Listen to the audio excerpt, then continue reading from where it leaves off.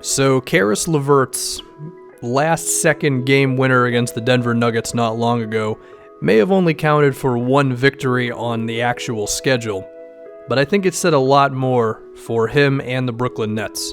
It showed a sign of a player in the midst of taking the next step, a player who Brooklyn took a chance on at a time when the actual assets they had were not very high. And so for Levert to go down with a pretty gruesome injury last night, it's some pretty tough stuff, especially when it comes to a guy who could have been on pace to make his first All-Star game. And it also sucks to see it happen to an organization and a personnel of mainly Kenny Atkinson and Sean Marks, who have done such a good job over the last couple years with this team. There's D'Angelo Russell, who I think is showing some good signs this season. Jared Allen, who I'm hoping can be one of the better defensive players in the NBA. Spencer Dinwiddie's playmaking has led to some of the most exciting games for the Nets in the last 2 years. Then you got Rondae Hollis-Jefferson, who's kind of a Swiss Army knife with his ability to play defense, be an athlete. And then there's John Musa, who's currently in the G League, who's a pretty gifted scorer who we should be seeing coming up pretty soon. He's also got another first-round pick coming up for taking on Kenneth Faried's contract.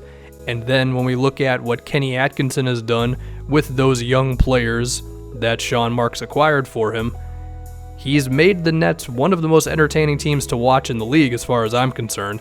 They shoot 1 million three-pointers a game. They pass the ball more than a large chunk of the league.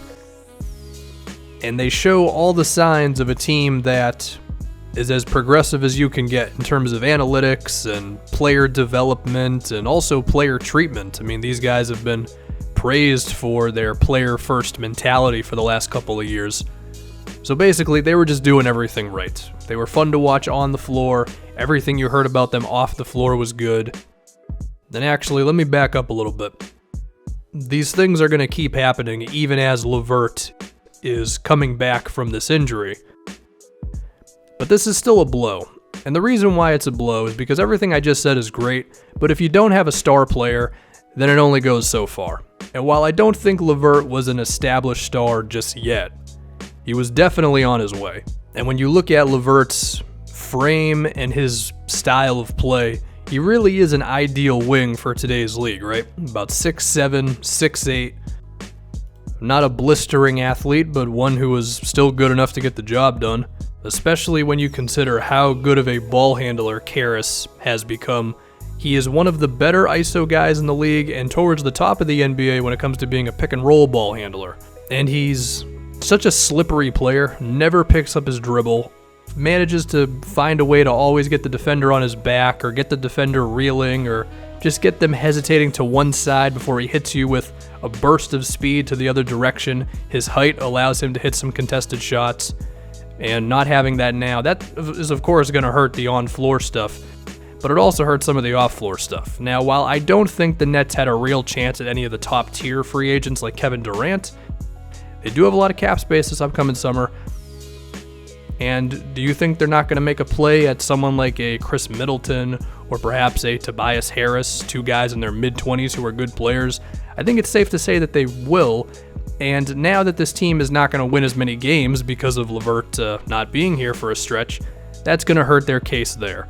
Now, it's not the end of the world. Apparently, Levert can actually come back this season, but we know how that's going to go. I mean, the Nets are already a team that is all about minutes restrictions, and Levert's had a few lower body injuries in his career, so I don't think we're going to see this Caris Levert for that much this season, even after he comes back.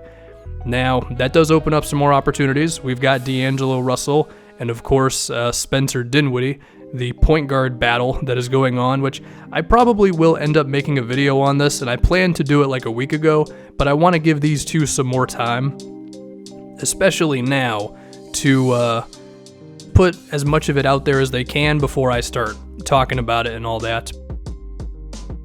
These two are going to have the offense at their disposal.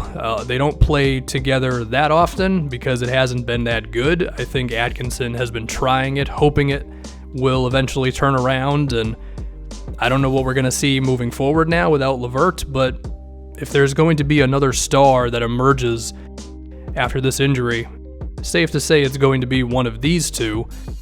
So we'll just have to wait and see on that one. But another reason why this is so tough is Brooklyn was in the running for the postseason. I mean, right now they are tied for the 8th seed with the Orlando Magic, and if Caris was going to keep on doing this, then, I mean, I don't know if they would have made it, but they certainly would have had a shot. And hey, crazier things have happened, and they're still got a decent team, so maybe they'll make it, but this definitely hurts.